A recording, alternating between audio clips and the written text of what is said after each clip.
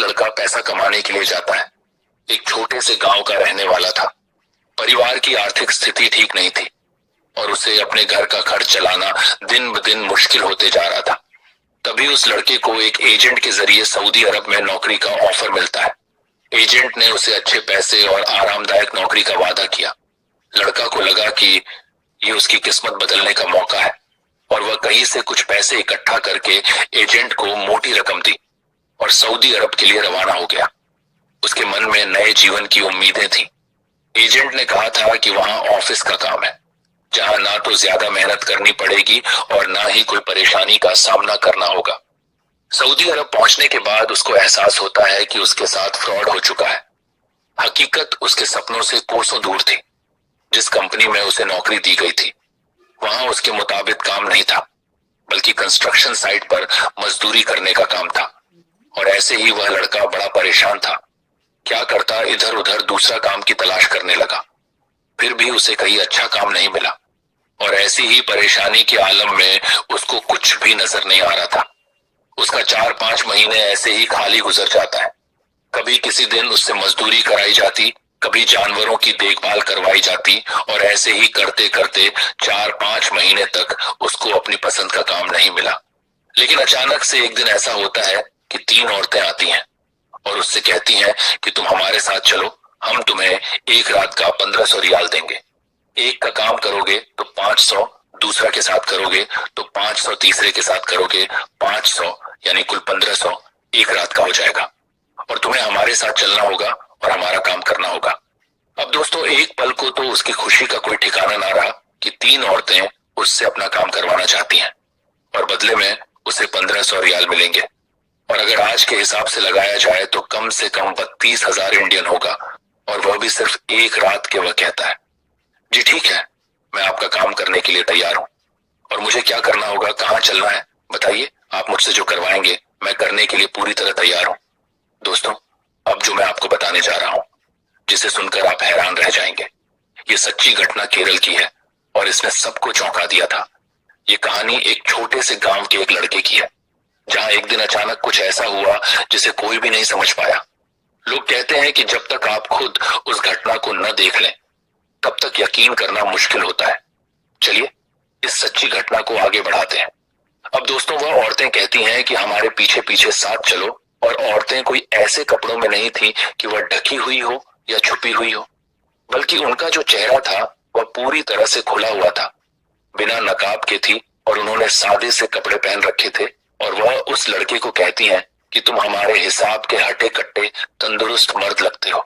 और उसको कोई ढंग का काम नहीं मिल रहा था और इसलिए वह बेहद परेशान था। 6 महीने से वह बेरोजगार ही था। वह अपने घर अभी तक एक भी रुपया नहीं भेजा था।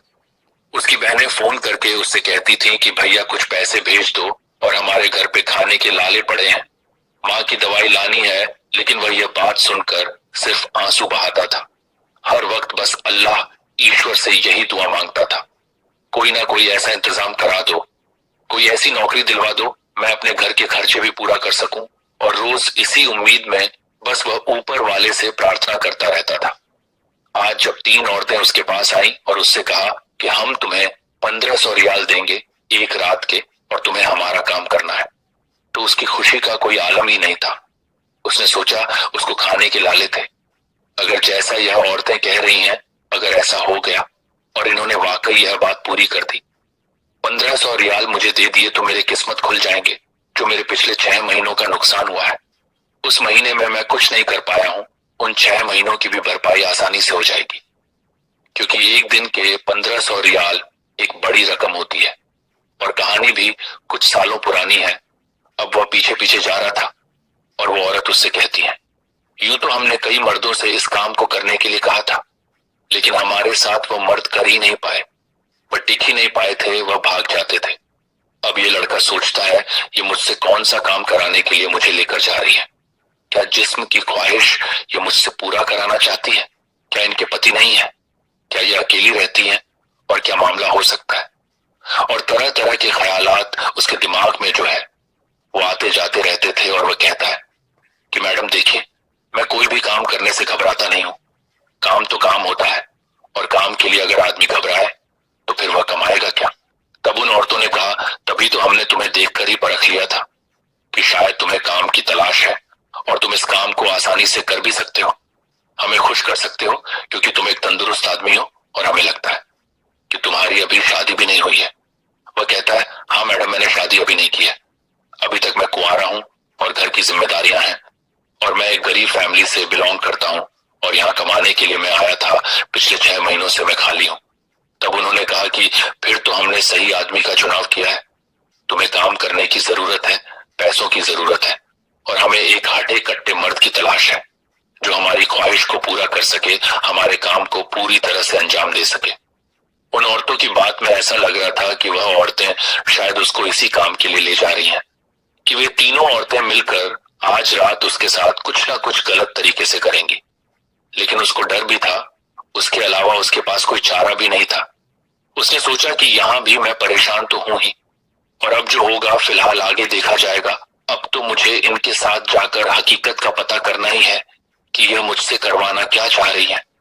जब आबादी से ये लोग निकले, जंगल आया और उधर पहाड़ों का सिलसिला शुरू हुआ, तो उन पहाड़ों के सिलसिले जब शुरू होता है तो आगे उन पहाड़ों के बीच में उसे एक घर दिखाई देता है और वह औरत उससे कहती है कि अब हमारा घर आ गया है, वह सामने है जहां तुम्हें हमारा काम करना है और यहाँ कोई इधर उधर आसपास देखने वाला भी नहीं होगा, कोई रोकने टोकने वाला भी नहीं है और पूरी रात तुम मन लगाकर हमारा काम करना और किसी भी तरह की तुम्हें कोई दिक्कत, कोई परेशानी हम नहीं होने देंगे।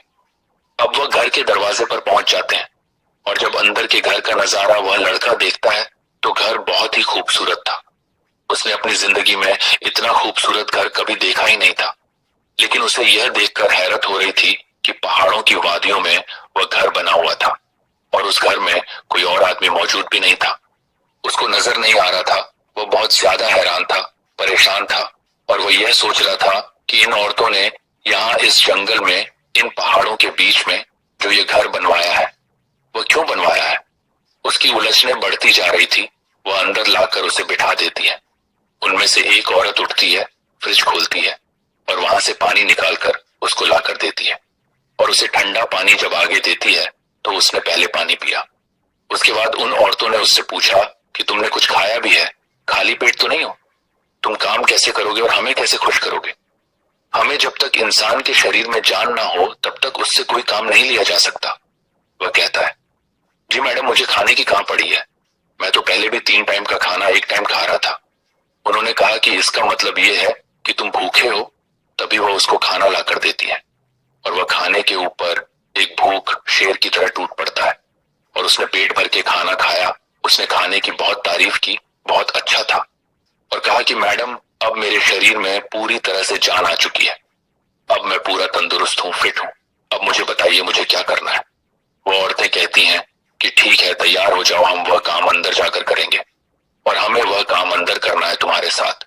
अभी अंदर चलो। अब आगे फिर एक तहखाना आता है और उस तहखाने में जब वह जाते हैं तो वह समझ गया था कि यह तो तहखाना है।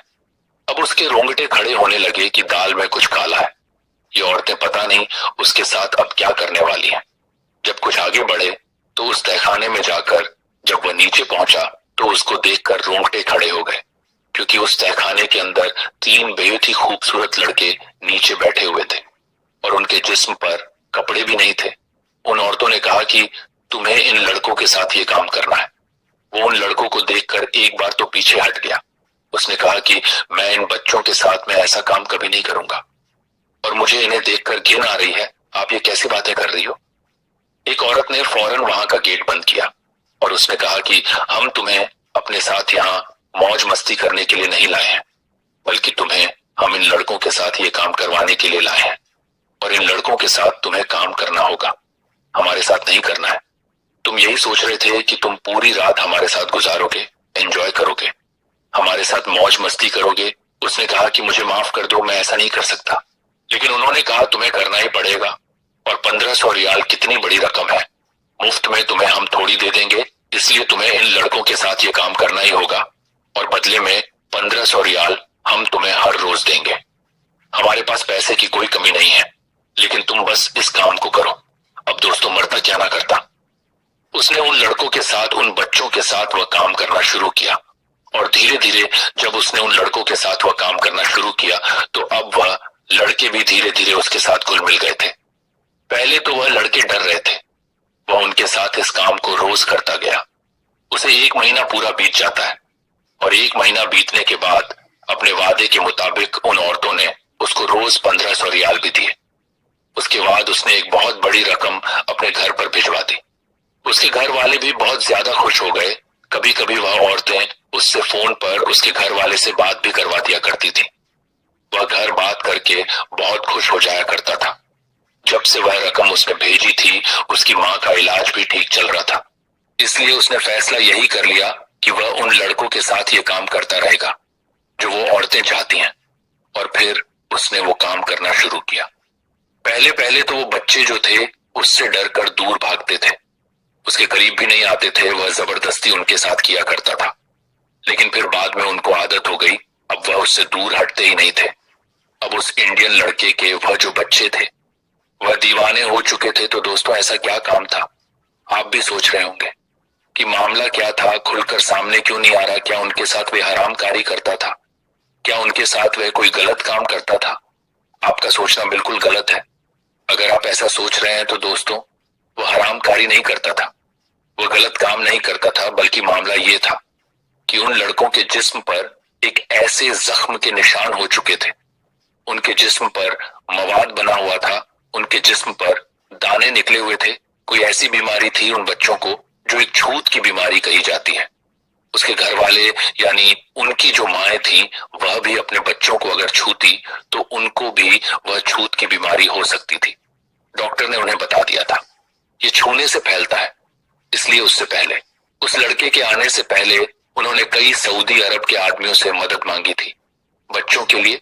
लेकिन जो भी वहां आदमी आते थे, उन लड़कों की हालत को देखकर, बच्चों की हालत को देखकर, उनके जिस्म पर मवाद को देखकर कोई भी उनकी साफ सफाई नहीं करता था और सब भाग जाते थे। कोई भी इस काम को करने के लिए तैयार नहीं होता था। अब उन औरतों ने सोचा, इंडिया से बाहर मुल्कों से, जैसे कुछ लोग सऊदी अरब में जब काम करने के लिए आते हैं, वो ऐसे होते हैं जिनको उनके हिसाब की नौकरी नहीं मिल पाती है, परेशान रहते हैं, काम की तलाश में रहते हैं, अपने घर भी वापस वह नहीं जा सकते। उन्हें ऐसे ही आदमी की तलाश थी और उन्होंने उस रूप में इस लड़के को देख लिया था। लेकिन उन लड़कों की हालत देखकर, उन बच्चों की हालत को देखकर, उनके शरीर पर जो माँ बाप था उसको देखकर उसने भी मना कर दिया था, अपने कदम पीछे हटा लिए थे। वो भी बोलता था कि उनकी मरहम पट्टी नहीं कर पाएगा। लेकिन आखिर जब उन औरतों ने उसको लालच दिया और फिर कहा कि हम तुम्हें यहां से जाने नहीं देंगे, डॉक्टर ने बताया था, लेकिन वह किसी दूसरे से यह काम पैसा देकर करवाना चाहती थी। फिर उन लोगों को एक इंडियन लड़का मिल गया। लड़के ने उन लड़कों की ऐसी देखभाल की, ऐसा उनका ट्रीटमेंट किया कि वह अपने आप में एक मिसाल बन गई। वह अपने आप को पन्नी से ढकता, कवर्ड करता, ग्लव्स पहनता, अच्छी तरह पैक होता और फिर उनके ऊपर से वह सफाई करके दवाइयां लगाता, मरहम पट्टी करता, प्यार से उनसे बात करता, उन्हें पूछा करता। उसका नतीजा ये हुआ दोस्तों कि वह बच्चे धीरे धीरे ठीक होने लगे।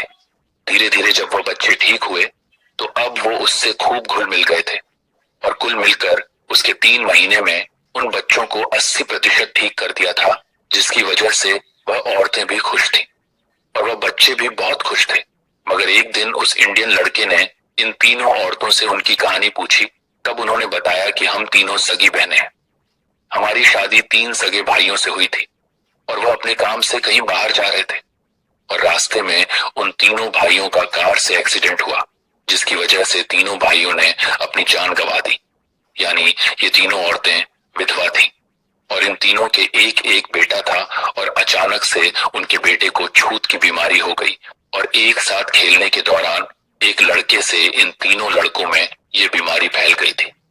ये कहानी वह इंडियन लड़का जान जाता है। दोस्तों, वो बहुत ही हैरत अंगेज था। अब आगे होता यह है कि उसकी मेहनत की वो औरतें उसको पैसा भी देती थी, खाने पीने के लिए अच्छा खाना भी देती थी। लेकिन जब वो बच्चे ठीक हो गए, अब उस आदमी का काम यहाँ पर खत्म हो चुका था। उसने कहा कि अब मैं यहाँ से जाना चाहता हूँ। 4 महीने में उन्होंने उसे इतना पैसा दे दिया था कि अब शायद उसको वहां कमाने की जरूरत भी नहीं थी। उसने कहा, मैं अपने घर जाना चाहता हूँ, इंडिया वापस जाना चाहता हूँ। वह तीनों औरतें उसकी इतनी दीवानी हो चुकी थी कि जब उसने उनके बच्चे की दिल से खूब खिदमत की, उनका खूब अच्छा इलाज किया, तो बच्चे उसको अपने बाप की तरह मानने लगे। वो बच्चे उससे प्यार करने लगे। एक पल भी वह उससे दूर नहीं होना चाहते थे। और उन औरतों ने देखा कि अगर ये चला गया तो उनके बच्चे तो ऐसे हो जाएंगे जैसे बाप का साया उनके सर से उठ गया है। ये बच्चे तो इसी को बाप मानने लगे हैं, क्योंकि जब उनका बाप मरा था तो वह छोटे थे। वह औरतें तीनों उसके साथ हाथ जोड़कर खड़ी हो जाती हैं। वह कहती हैं कि तुम यहां से मत जाओ। तुम्हें कभी भी अपने देश, अपने घर जाना हो तो आप थोड़े दिन के लिए चले जाओ, अपने घर वालों से मिलकर वापस आ जाओ, लेकिन तुम यहां से प्लीज मत जाओ, हमारे साथ रहो। क्योंकि इन बच्चों को एक बाप की जरूरत थी। ये अपना बाप तुम्हारे अंदर ढूंढते हैं। हमें पति की जरूरत है। हम तीनों तुमसे शादी करने के लिए तैयार हैं, और हम तुमसे तीनों शादी करेंगे, और कभी एक दूसरे से कभी शिकायत हम नहीं करेंगे कि हमें कुछ चाहिए। माल दौलत, जमीन जायदाद, ये सब हमारे पति का दिया हुआ हमारे पास सब कुछ है, लेकिन हमारे पास एक पति नहीं है, उसका प्यार नहीं है। और हमारे बच्चों की खुशी में हम खुश हैं। अगर हमारे बच्चे तुम्हें बाप मानते हैं तो हम तुम्हें अपना शौहर बनाने के लिए, अपना पति तस्लीम करने के लिए तैयार हैं। अपने घर वालों से पूछ लो। अगर तुम हमें छोड़कर गए तो फिर न जाने हमारे बच्चों पर क्या गुजरेगी। और हकीकत बात तो ये है कि हम भी तुमसे प्यार करने लगे हैं। उसके बाद वह अपने घर वालों से रजामंदी लेता है, अपने घर वालों से पूछता है, और वह बताता है इस तरह से यहाँ पर मामला है। उसकी माँ कहती है कि बेटा तू घर आ। उसने कहा कि मैं घर आऊंगा, लेकिन यहाँ मैं एक वादा इन लोगों से करके आ रहा हूँ। मैं उस अपने वादे को पूरा करके मैं घर आता रहूंगा। दोनों तरफ की मैं जिम्मेदारियां निभाऊंगा। और दोस्तों, उसने उन तीनों औरतों से बहुत जल्दी ही शादी कर ली, और उन तीनों बच्चों ने उसे बाप के नाम से पुकारने लगे। अब यह दिनों लड़का उसका पिता बन जाता है। ये साउथ इंडिया का ये वाकया था। तो दोस्तों, वो आज भी इंडिया में आता है और अपनी फैमिली से मिलता है, और यहाँ तक के उन सऊदी औरतें जो थी, यानी जो उसकी बीवियां हैं, उनको भी वो यहाँ पर लेकर आते, इंडिया रहता है। दोस्तों, ऐसा सच में हुआ है। और उसने अपनी यह कहानी इंडिया में जब शेयर की, जब लोगों को बताई, और जब लोगों ने उसकी इस कहानी को सुना, तो उसके शहर के लोग भी उसके दीवाने हो गए। दोस्तों, आप कभी भी कहीं भी जाइए, अपने खासकर अपने देश के बाहर अगर जा रहे हैं, तो चीज़ों को बहुत अच्छे तरीके से समझिए कि चीज़ें क्या है वहाँ पे, क्या वाकई में जो मुझसे बताया जा रहा है, क्या वाकई में वहाँ पे वही स्थिति है। खासकर अगर आप बाहर जा रहे हैं तो वहाँ पे कोई आपको सपोर्ट करने वाला नहीं मिलेगा, कोई आपको समझने वाला नहीं मिलेगा। तो आप बहुत ध्यान दीजिए इस चीज़ पर कि अगर आप आउट ऑफ कंट्री जा रहे हैं तो चीज़ों को बिना समझे आप मत जाइए, जल्दबाजी में कोई कदम मत उठाइए। बाकी दोस्तों, इस सच्ची घटना को आपके सामने लाने का मेरा उद्देश्य यही होता है कि आप छोटी छोटी चीज़ें इस घटनाओं से सीखें और अपने लाइफ में उसको इम्प्लीमेंट करें। ये आगे बहुत काम देंगी दोस्तों।